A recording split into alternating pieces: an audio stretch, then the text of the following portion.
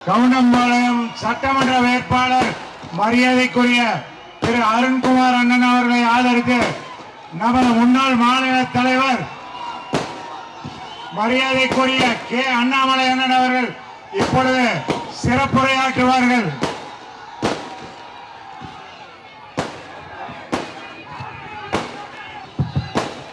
அன்பார்ந்த பெரியவர்களே, தாய்மார்களே, கவுண்டம்பாளையம் சட்டமன்ற தொகுதியினுடைய வாக்காளர் பெருமக்களே, அன்பு சகோதர சகோதரிகளே, உங்கள் அனைவருக்கும் என்னுடைய கனிவான மாலை வணக்கத்தை தெரிவித்துக் கொள்கின்றேன். அண்ணா அண்ணா வணக்கம். பட்டாசு பட்டாசு குட்டி கை கொடுங்க. நல்லா இருக்கீங்களா? சரி, வாங்க. கையில் கொடுங்க. பட்டாசு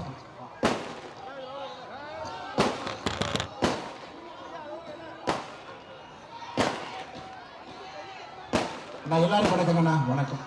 தாய்மார்கள் எல்லாம் அங்க பெரிய அளவில் இருக்கிறாங்க. தாய்மார்களுக்கு வணக்கம், சகோதரிகளுக்கு வணக்கம், அம்மாக்களுக்கு எல்லாம் வணக்கம்.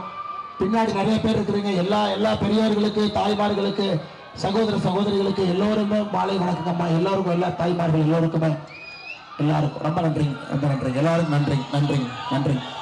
எல்லாருக்கும் நன்றி அண்ணா. அன்பார்ந்த பெரியவர்களே, தாய்மார்களே, ஒரு அற்புதமான மாலை நேரத்துல ஒரு அற்புதமான மனிதருக்கு வாக்கு சேகரிப்பதற்காக நாம் இங்கே நின்று கொண்டிருக்கின்றோம். அருமை சொந்தங்களே, நம்முடைய கவுண்டம்பாளையம் தொகுதியில உங்களுடைய அன்பையெல்லாம் பெற்று உங்களுக்காக பணி செய்து மறுபடியும் உங்கள் முன்னால் நம்முடைய அனைத்து இந்திய அண்ணா திராவிட முன்னேற்ற கழகம் தலைமையிலான தேசிய ஜனநாயக கூட்டணியுடைய வெற்றி வேட்பாளராக அண்ணன் PRG அருண்குமார் அவர்கள் நின்று கொண்டிருக்கிறார்கள். அருமை சொந்தங்களே, அண்ணனை பற்றி நாம் தெரியாதவர்கள் யாரும் கவுண்டம்பாளையம் தொகுதி கோயம்புத்தூர்ல இல்லைங்க. எளிமையான மனிதர், கூப்பிட்ட குரலுக்கு ஓடோடி வரக்கூடியவர், எப்பொழுதும் எளிதில் அணுகக்கூடிய ஒரு சட்டமன்ற உறுப்பினர். அதனால்தான் இந்த பகுதியில PRG அருண்குமார் என்று சொன்னால் அன்பு, பண்பு, எளிமை, இந்த மூன்று வார்த்தைக்கும் இலக்கணமாக இருக்கக்கூடிய ஒரு அற்புதமான வெற்றி வேட்பாளர் முன்னால் நின்று கொண்டிருக்கின்றார்கள். அருமை சொந்தங்களே, நானும் கொஞ்சம் தாமதமாக வந்திருக்கின்றேன். அதற்காக மன்னிப்பையும் கோரிக்கொள்கின்றேன். நம்முடைய கோயம்புத்தூர் வடக்கு தொகுதியினுடைய வெற்றி வேட்பாளர் அக்கா வானதி ஸ்ரீனிவாசன் அவர்கள் இன்னைக்கு தான் மருத்துவமனையில் இருந்து வந்தாங்க. அவர்களையும் அழைத்து சென்று முதல் நிகழ்வை முடித்துவிட்டு வருவதற்கு கொஞ்சம் தாமதமாகிவிட்டது. அருமை சொந்தங்களே, இந்த அற்புதமான நேரத்தில் மிகப்பெரிய எழுச்சியோடு நாம் இங்கே நின்று கொண்டிருக்கின்றோம். உண்மையை சொல்ல வேண்டும் என்றால் கவுண்டம்பாளையத்தில் ஒரே ஒரு வேட்பாளர் தான் இருக்காரு, அண்ணன் PRG அருண்குமார் அவர். யாருமே இல்லைங்க ஐயா, யாருமே இல்ல. தெரியாம கவுண்டம்பாளையத்தில் ஒரு காங்கிரஸ் வேட்பாளர் நிறுத்தி விட்டாங்க. தெரியாம ராகுல் காந்தி அவர்கள் இதுவரை தமிழகத்திற்கு வரவில்லை. காங்கிரஸ் கட்சியினுடைய தலைவராக இருக்கக்கூடிய ராகுல் காந்தி அவர்கள் இதுவரைக்கும் வரலீங்க. 10 நாளைக்கு முன்னாடி கோயம்புத்தூர் விமான நிலையத்துக்கு வந்தாரு, பாலக்காட்டிலிருந்து வந்தாரு. ஐயா, கோயம்புத்தூர் விமான நிலையம் எந்த தொகுதியில் இருக்குதுங்க ஐயா? நம்முடைய கவுண்டம்பாளையம் தொகுதியில தான் கோயம்புத்தூர் விமான நிலையம் இருக்கு. விமான நிலையத்திற்கு வந்து விட்டு வெளியே கூட வரல. வெளியே வந்து காங்கிரஸ் வேட்பாளருக்கு வாக்கு கூட கேட்கல, அப்படியே கிளம்பி போயிட்டார். ஐயா, நாளைக்கு கோயம்புத்தூருக்கு நம்முடைய பாரத பிரதமர் நரேந்திர மோடி அவர்கள் வர இருக்கின்றார். அண்ணன் எடப்பாடி பழனிசாமி அவர்களோடு இணைந்து நம்முடைய கொடிசியா மைதானத்தில் நாளை சாயந்திரம் 6 மணிக்கு உங்களை எல்லாம் சந்திக்க இருக்கின்றார்கள். அண்ணன் PRG அருண்குமார் அவர்களுக்கு வாக்கு சேகரிக்க பாரத பிரதமர் நரேந்திர மோடி அவர்கள் நாளைக்கு வர இருக்கிறாங்க. ஐயா, மோடி அவர்களும் எடப்பாடி அண்ணன் அவர்களும் இருவரும் சேர்ந்து, மத்தியிலே மோடி அவர்கள், மாநிலத்திலே அண்ணன் எடப்பாடி அவர்கள் இருவரும் சேர்ந்து ஒரு புதிய சகாப்தத்தை தமிழ்நாட்டுக்கு கொடுத்திருக்கிறார். தமிழ்நாட்டினுடைய வளர்ச்சி அடுத்த பரிமாணத்துக்கு செல்ல இருக்கு. நாளானிக்கு ராகுல் காந்தியும் தமிழ்நாட்டுக்கு வர்றாருங்க, நாளானிக்கு. ஆனா ராகுல் காந்தி சொல்லிட்டாரு, தம்பி என் பிரச்சாரம் இந்த ரூட்டு, ஸ்டாலின் ஐயா உங்க பிரச்சாரம் இந்த ரூட்டு. ஸ்டாலின் அவர்களும் ராகுல் காந்தி அவர்களும் ஒரே மேடையில சந்திக்காம நடக்கக்கூடிய தமிழ்நாடு தேர்தல் முதன் முறையாக நாளை மறுநாள் நடக்கிறது. ஐயா, இருந்து என்ன தெரியுது? ராகுல் காந்தி அவர்களுக்கு தெரிஞ்சிருச்சு, தமிழ்நாட்டில் அண்ணன் எடப்பாடி பழனிசாமி அவர்கள் தான் வெல்ல போகின்றார்கள். அனைத்து இந்திய அண்ணா திராவிட முன்னேற்ற கழகம் தலைமையிலான தேசிய ஜனநாயக கூட்டணி வெல்ல போதும் ராகுல் காந்திக்கு தெரிஞ்சிருச்சு. அவர் பிரச்சாரம் வருவதற்கு தயாராக இல்லை. இன்னைக்கு தமிழகத்தில் பிரச்சாரம் யாருங்க ஐயா செய்யறது? 3 பேர் தான் திமுகவில். அண்ணன் ஸ்டாலின், அவருடைய சகோதரி கனிமொழி அவர்கள், பையன் உதயநிதி அவர்கள், 3 பேர் தான் பிரச்சாரம். அந்தந்த திமுகவுடைய தலைவர்கள் அவங்க தொகுதியில தோக்க போறான்னு அவங்களுக்கே தெரியும். எல்லாரும் தொகுதிக்குள்ள இருக்கிறாங்க. ஐயா, நம்முடைய தமிழகத்தினுடைய முதலமைச்சர் ஸ்டாலின் அவர்கள் எப்படி கோயம்புத்தூருக்கு எதிராக இருக்கின்றார்கள் என்பது நம்ம எல்லோருக்குமே தெரியும். ஆட்சியில வந்து உட்கார்ந்தார் 2021 மேல. அவர் முதலாக செஞ்ச வேலையே கோயம்புத்தூர்ல 10க்கு 10, அதுல 9க்கு 9 அனைத்து இந்திய அண்ணா திராவிட முன்னேற்ற கழகம், 1க்கு 1 பாரதிய ஜனதா கட்சி என்று நமக்கு கொடுக்கக்கூடிய கோவிட் மருந்தை குறைச்சு கொடுத்தார். நாம் எல்லாம் போராட்டம் செய்த பிறகு ஸ்டாலின் ஐயாவே நேர்ல வந்தாரு. இஎஸ்ஐ மருத்துவமனைக்கு வந்தாரு. நாங்க இல்ல மருந்து அதிகப்படுத்துறோம் அப்படின்னு டிராமா பண்ணிட்டு போனார். ஐயா, கோயம்புத்தூருக்கு ஒதுக்கி இருக்கக்கூடிய திட்டங்களை பாருங்க, எதுவுமே இல்லை. எல்லாமே அனைத்து இந்திய அண்ணா திராவிட முன்னேற்ற கழகத்துல தேங்காய் உடைச்சு பூஜை போட்டு நிதியை ஒதுக்குனதுக்கு அப்புறம் 5 வருஷம் கழிச்சு ரிப்பன் கட் பண்றதுக்கு மட்டும் ஒரு முதலமைச்சர் ஸ்டாலின் ஐயா வந்திருக்கிறார். ஐயா, இங்க இருக்கக்கூடிய பெரியார்களே, தாய்மார்களே, உங்களுக்கு தெரியும், ஒரு படத்துல வடிவேல் என்ன சொல்லுவார், சும்மாவே இருக்கிறது எவ்வளவு கஷ்டம். 5 வருஷமா எதுவும் செய்யாம நம்முடைய ஸ்டாலின் அவர்கள் சும்மா இருப்பது எவ்வளவு கஷ்டம் என்பது நம்ம எல்லோருக்கும் தெரியும். அருமை சொந்தங்கள், இன்னைக்கு கோயம்புத்தூர்ல நம்ம எல்லோருமே ஒற்றை கருத்தில் இருக்கிறோம். திராவிட முன்னேற்ற கழகமோ காங்கிரஸ் கட்சியோ எங்கேயும் வெற்றி பெறக்கூடாது என்கின்ற ஒற்றை கருத்தில் இருக்கிறோம். கவுண்டபாளையம் தொடர்ந்து அனைத்து இந்திய அண்ணா திராவிட முன்னேற்ற கழகத்தினுடைய கோட்டையாக இருக்க வேண்டும் என்பதில் ஒற்றை கருத்தில் இருக்கிறோம். அண்ணன் PRG அருண்குமார் அவருடைய கோட்டையாக இந்த தொகுதி இருக்க வேண்டும் என்கின்ற ஒற்றை கருத்தில் இருக்கிறோம். நம்முடைய கூட்டணி கட்சியினுடைய எல்லா தலைவர்கள் தொண்டர்களும் அதற்காக தோள் கொடுத்து உழைத்துக் கொண்டிருக்கின்றோம். அருமை சொந்தங்களே, தமிழகத்துல கடந்த 5 ஆண்டுகளை மட்டும், அண்ணா எல்லா புகைப்படத்தையும் வாங்கிக்கிறேன், பேசி முடிச்சு வாங்கிக்கிறேன் பக்கத்துல. தமிழகத்துல கடந்த 5 ஆண்டுகள்ல மட்டுமே சட்டம் ஒழுங்கு ஒரு முறை தாய்மார்களுக்கு நினைவுபடுத்த விரும்புகின்றேன். அருமை சொந்தங்களே, கடந்த 5 ஆண்டுகள்ல தமிழகத்தில் நடத்தப்பட்ட படுகொலைகள் மட்டுமே 8008 படுகொலைகள். ஐயா, 8008 பேர் கொல்லப்பட்டிருக்கின்றார்கள். தமிழகத்தினுடைய 5 ஆண்டு கால சரித்திரத்தில் இவ்வளவு பெரிய கொடுமை நடந்தது கிடையாது. பெண்களுக்கு எதிரான பாலியல் வன்கொடுமை, கற்பழிப்பு, ரேப் கேஸ் 2080 18 வயசுக்கு இருக்கக்கூடிய குழந்தைகள் செல்வங்கள் மீது நடத்தப்படுகின்ற பாலியல் வன்கொடுமை போக்சோ சட்டம் 39,900. ஐயா, தமிழகத்தினுடைய அரசியல் வரலாற்றுல இது போன்ற 5 ஆண்டு காலத்துல மிக மோசமான சட்டம் ஒழுங்கை எப்பொழுதும் நாம் பார்த்ததில்லை. ஐயா, கோயம்புத்தூர்ல மட்டும் நான் படிக்கிறேன், கேளுங்க எவ்வளவு மோசமாக கோயம்புத்தூர்ல மட்டுமே நடந்திருக்கு பாருங்க. நவம்பர் 3, 2025 கோயம்புத்தூர் விமான நிலையம் அருகே காரில் இருந்த இளம் பெண்ணை 3 பேர் கொண்ட கும்பல் தூக்கி சென்று கூட்டுப்பாலியல் வன்கொடுமை. நம்ம ஊர்ல கூட்டுப்பாலியல் வன்கொடுமை. மார்ச் 3, 2026 கோவை புதூர் 4வது பெட்டாலியன்ல பெண் போலீஸுக்கு பாலியல் தொந்தரவு எஸ்பி கைது பண்ணியிருக்கிறான். பிப்ரவரி 18, 2025 கோவை குடியமுத்தூர்ல 17 வயது சிறுமி கூட்டுப்பாலியல் வன்கொடுமை. கோவை ரயில் நிலையத்துல 17 வயது சிறுமிக்கு பாலியல் சீண்டல். ஐயா, படிச்சுக்கிட்டே போலாம், 4 பக்கம் இருக்கு. கோயம்புத்தூர்ல மட்டுமே பாலியல் வன்கொடுமை குழந்தைகளுக்கு எதிராக, கல்லூரி மாணவர்களுக்கு எதிராக கோயம்புத்தூர்ல நீங்களே சொல்லுங்க. ஏதாவது இதற்கு முன்பு அதிமுகவுடைய ஆட்சியில இது போன்ற ஒரு சம்பவத்தை நம்ம கேள்விப்பட்டிருக்கின்றோமா? அவ்வளவு சம்பவம், ஒரு நாளும் கூட அது முந்தைய சம்பவத்தை விட மிக அதிகமான சம்பவமா இருக்கு. ஐயா, கோயம்புத்தூர் மாவட்டத்துல மட்டும், நம்முடைய மாவட்டத்துல 1200 கல்லூரிகள் இருக்கு. இந்தியால ஒரே மாவட்டத்துல 1000க்கும் மேற்பட்ட கல்லூரிகள் இருக்கக்கூடிய ஒரே ஒரு மாவட்டம் இந்தியால நம்முடைய கோயம்புத்தூர் மாவட்டம். இந்தியால எந்த மாவட்டத்திலும் 1000க்கும் மேற்பட்ட கல்லூரிகள் இல்ல.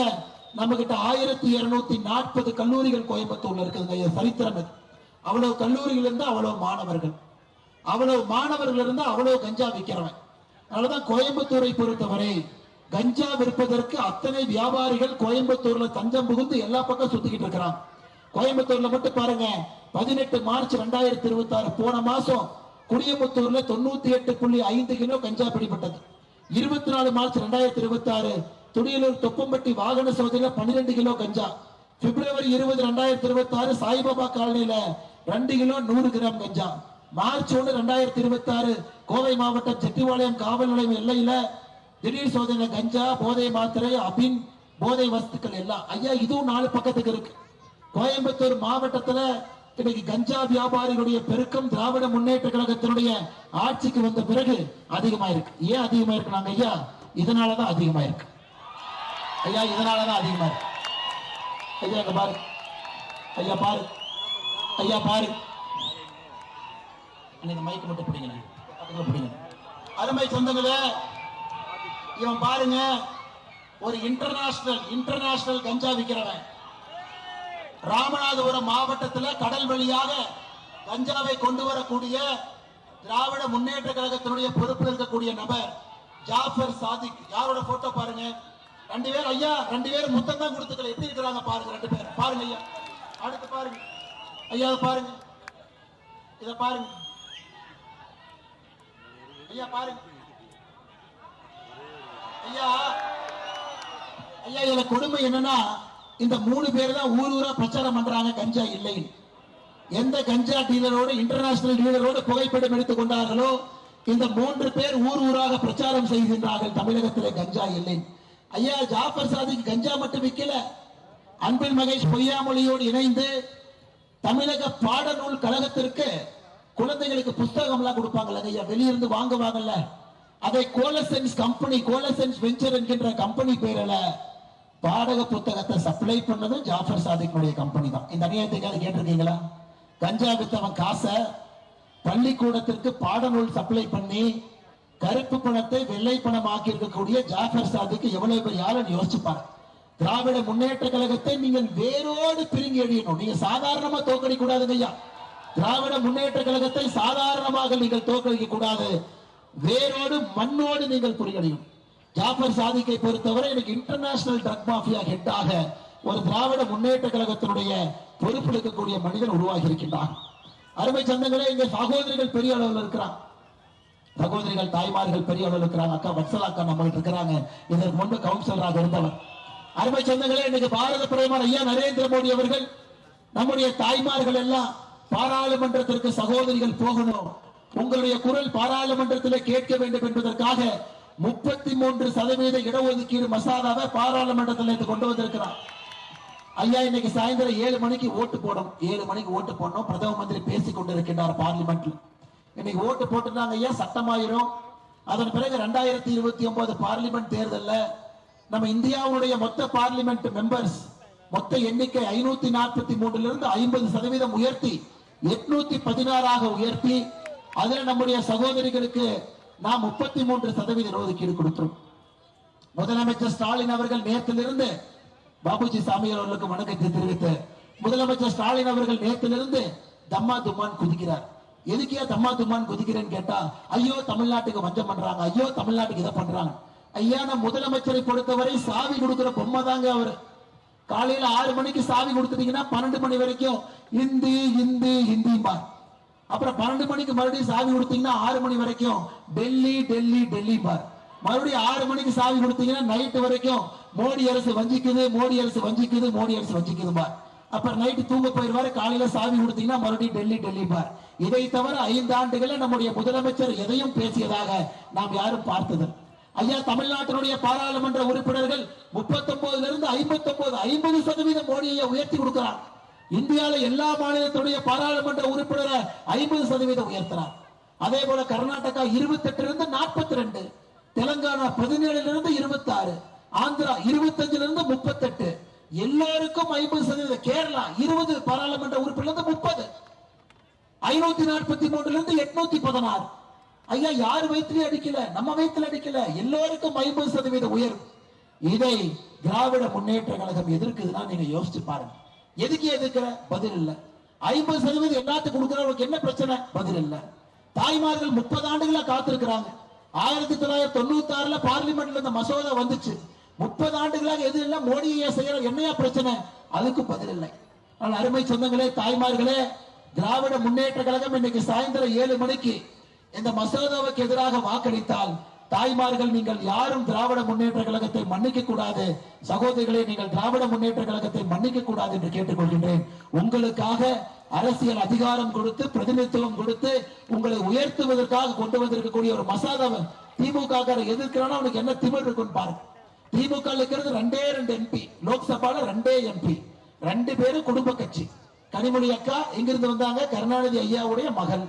2வது தமிழச்சி தங்கப்பாண்டியன். யாருங்க அவங்க? தங்கப்பாண்டியன் அவருடைய மகள். திருச்சுழி தொகுதி இவங்களுடைய சொந்த தம்பி தான் தமிழ்நாட்டினுடைய நிதி அமைச்சர். அண்ணன் தம்பி பாருங்க, தம்பி நிதி அமைச்சர், அக்கா MP, அப்பா தங்கப்பாண்டியன் இதற்கு முன்பு சட்டமன்ற உறுப்பினர். 2 பேரும் ஒரு குடும்பத்திலிருந்து வந்தாங்க. இன்னைக்கு அந்த மசோதா என்பது சாதாரண குடும்பத்தில் இருக்கிற உங்களுக்கு அதை கொடுக்க வேண்டும் என்பதற்காக மோடி ஐயா விரும்புகின்றார்.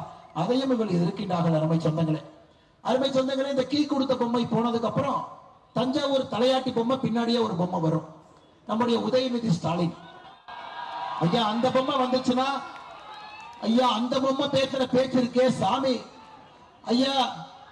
எடப்பாடி என்ன முதலாக சட்டமன்ற உறுப்பினராக இருக்கும் பொழுது சகோதரர் உதயநிதி ஸ்டாலின் டைப்பர் போட்டுட்டு இருந்தார்.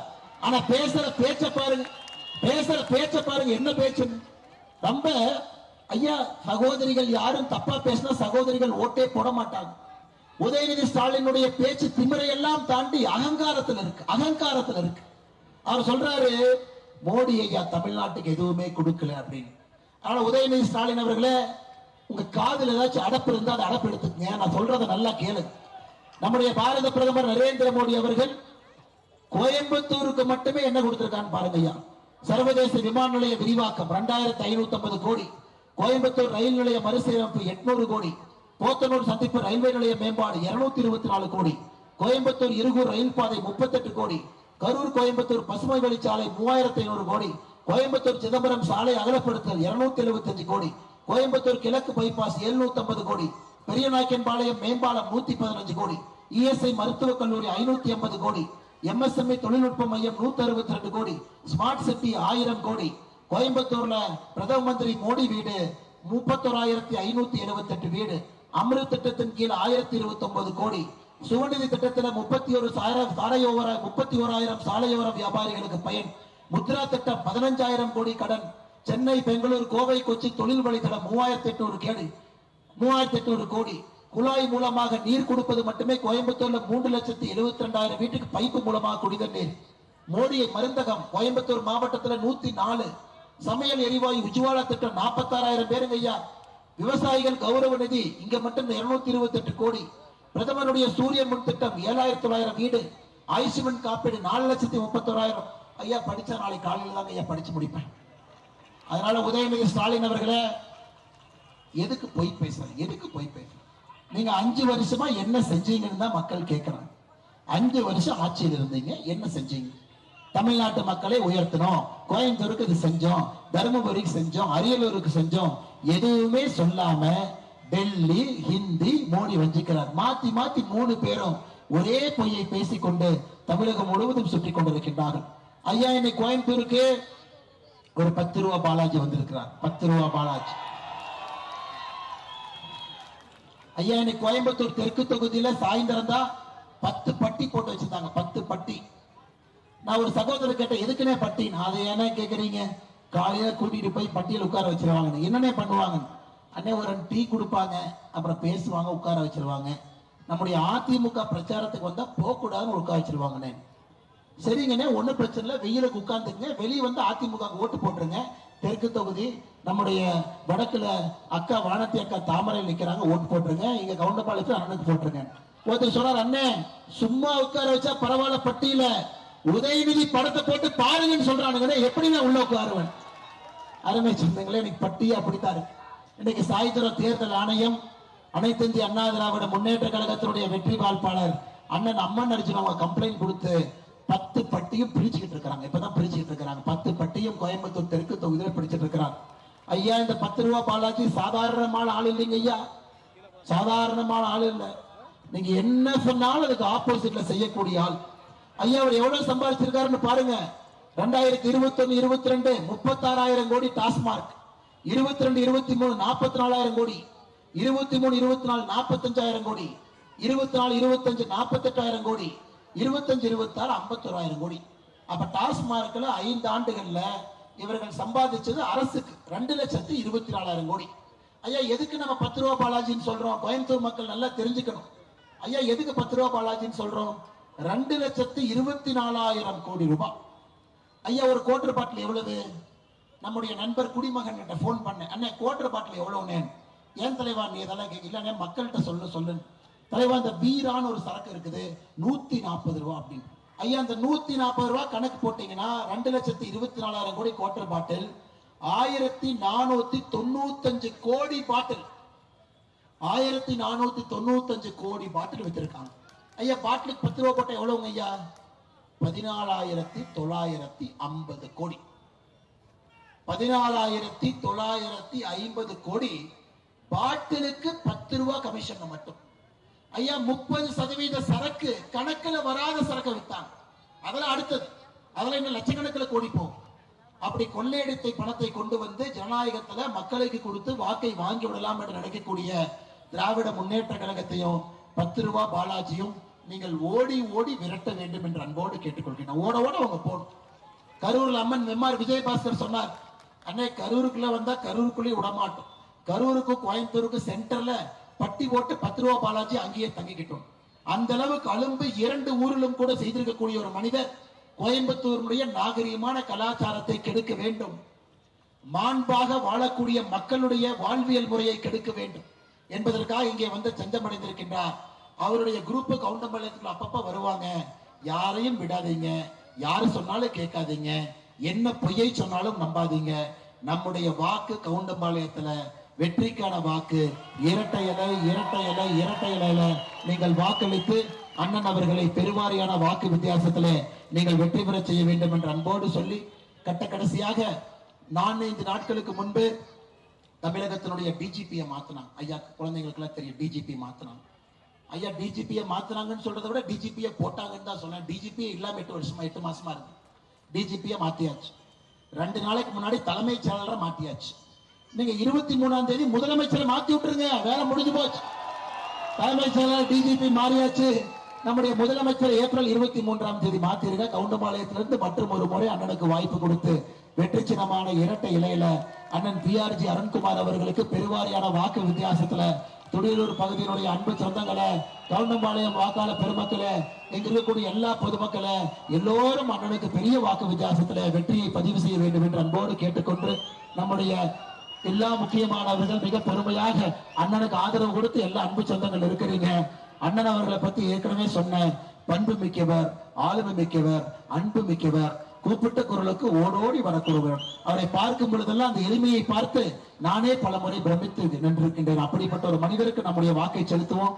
அம்மா, இந்த முறை எனக்கு ஒரு பாக்கியம், நானும் ஓட்டு அவருக்கு தான் போட போறேன். என்னுடைய வாக்கும் கவுண்டம்பாளையம் சட்டமன்ற தொகுதியில அண்ணனுக்கு நானும் மிக பெருமையாக என்னுடைய வாக்கை அண்ணனுக்கு முதல் ஆளாக 7 மணிக்கு என்னுடைய பூத்திலே சென்று நான் செலுத்தி விடுகின்றேன் என்று சொல்லி, நம்முடைய எல்லா அற்புதமான தலைவர்களுக்கு நன்றி சொல்ல வேண்டிய நேரம்.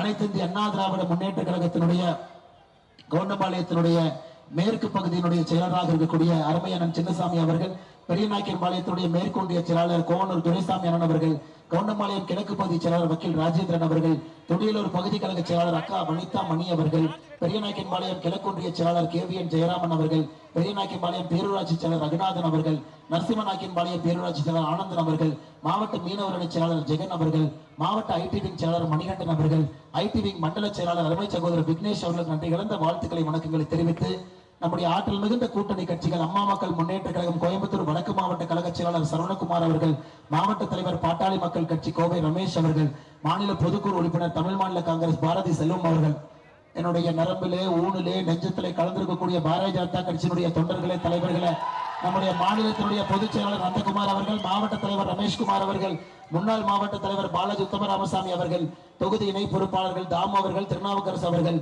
துடியலூர் மண்டலுடைய தலைவர் செந்தில்குமார் அவர்கள், முன்னாள் மாவட்டத்தினுடைய தலைவர் அரமையக்கா வத்சலா அவர்கள், எல்லோருக்கும் நன்றி தெரிவித்து, நம்முடைய பாபுஜி சுவாமிகள் தொண்டனோடு தொண்டராக நின்று கொண்டிருக்கின்றார்கள், அவருக்கும் நன்றி தெரிவித்து, இந்த இருக்கக்கூடிய எல்லா அன்பு சொந்தங்கள், எல்லா பாட்டாளி மக்கள் கட்சியினுடைய அன்பு சொந்தங்கள், இந்து மக்கள் கட்சியினுடைய தலைவர்கள் தொண்டர்கள், இந்து முன்னணியினுடைய தலைவர்கள் தொண்டர்கள் இருக்கிறாங்க. நம்முடைய நேதாஜி ஐயாவுடைய தென்னிந்திய ஃபார்வர்ட் பிளாக் இங்க இருக்கிறாங்க. ஜான் பாண்டியனுடைய தமிழக மக்கள் முன்னேற்ற கழகம் இருக்கிறாங்க. எல்லா கூட்டணி கட்சிகள், ஐயா ACS அவர்கள், பாரிவேந்தர் ஐயாவுடைய தலைவர்கள் தொண்டர்களுக்கு நன்றி தெரிவித்து உரையை முடித்துக் கொள்கின்றேன். எல்லோருக்கும் வணக்கம். மறந்து விடாதீர்கள், வெற்றி சின்னம் இரட்டை இலை இரட்டை